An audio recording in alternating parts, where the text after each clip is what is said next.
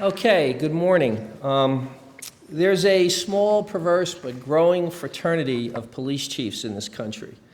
We don't really believe it will happen to us, and then suddenly we're in the vortex of a mass shooting and all the national attention.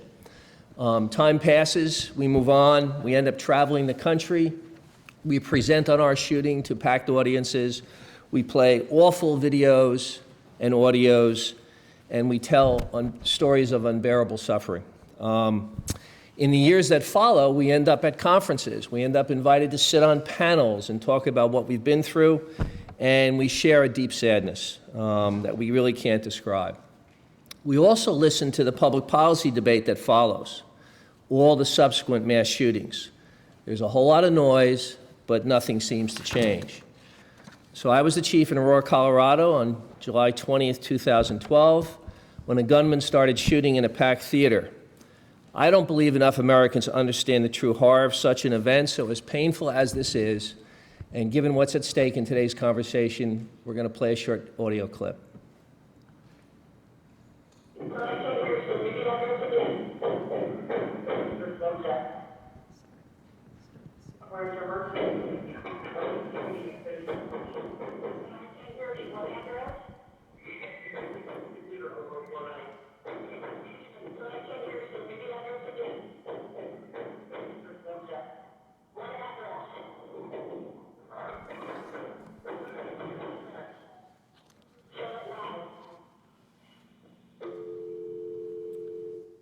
So that's the sound of mass murder committed with an assault rifle and a 100-round magazine.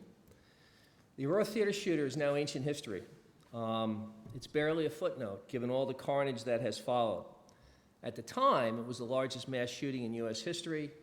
70 people shot, 12 dead, 11 adults, 1 child, 1 unborn child. It was massive, cataclysmic destruction to my community. I remember standing in front of the press at the first press conference and being incensed by one particular question.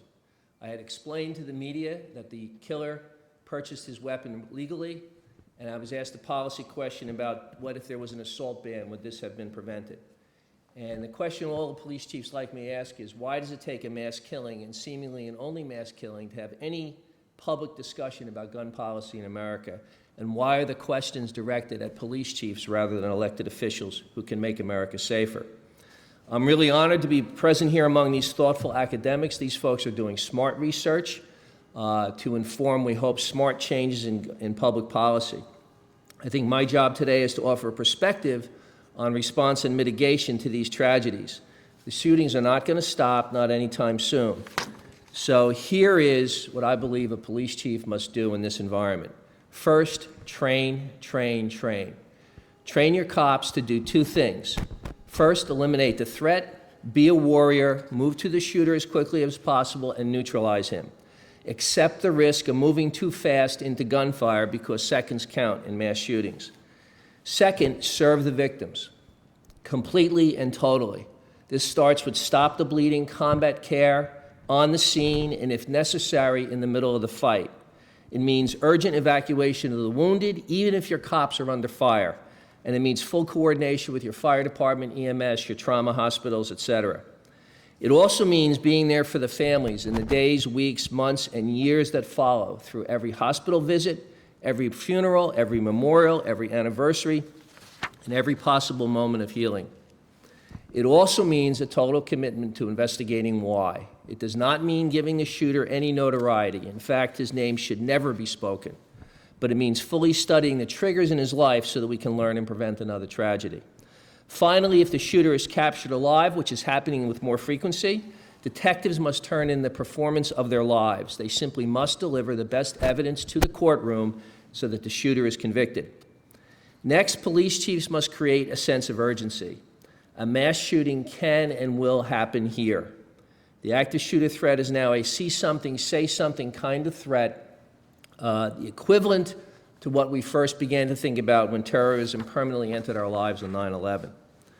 So if police chiefs use their bully pulpit to preach urgency, good things will happen. And these include that local elected officials will focus more resources and invest in preparation. First responders will get the equipment they need and will train and train and train. Emergency rooms will be more likely to practice mass casualty drills. More cops will be assigned to schools. Large crowd events will get more police protection.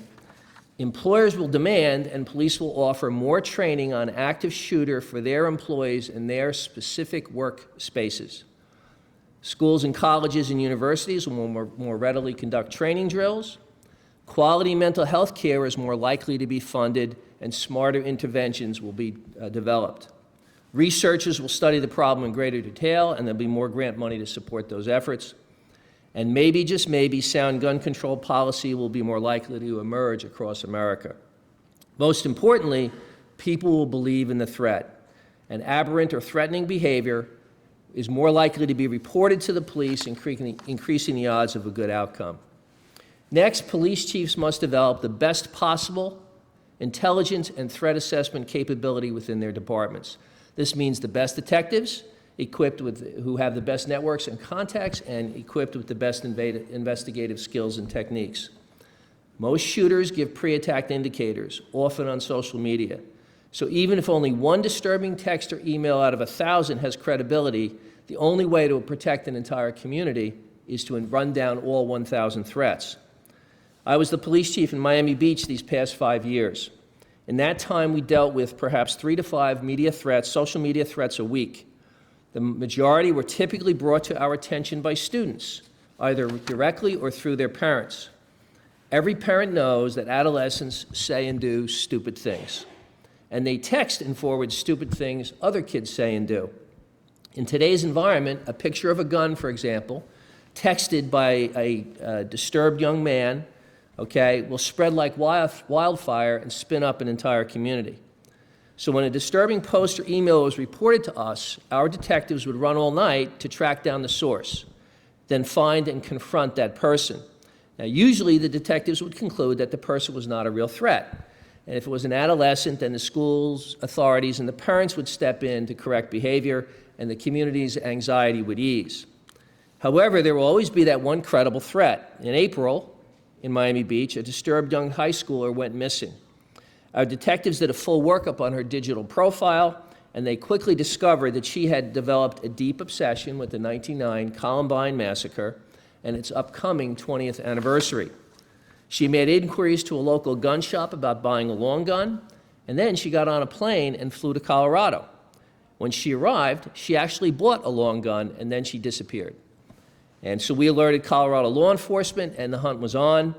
It was a brief national news story. In the end, tragically, she took her own life while hiding from the police, and relatively near Columbine High School, by the way. In policing, we often don't know what tragedies we prevent. What we do know is that we simply must run down every threat, and we must do so with absolute urgency. Finally, police chiefs must engage in the public policy discussion. We must talk about the dangers of easy access to weapons. Every cop in America knows how many guns there are out there, and we run into them all the time. We are perpetually uneasy about that. We need to make the rest of America feel uncomfortable about that too.